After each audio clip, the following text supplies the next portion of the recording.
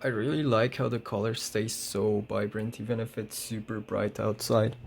You can see. Oh no, my cat. So that's how the keyboard looks. And it also comes with this easily attachable wrist rest or whatever you call it. It just clicks right in, and it has an app where you keep your usual presets, color, whatever. So have that one, and this one where it just lights up like that and the keys stay lit up when you press them. Then this one, the usual red. It looks pretty sick in my opinion. And also the sounds it makes while playing games, they're very good and satisfying too.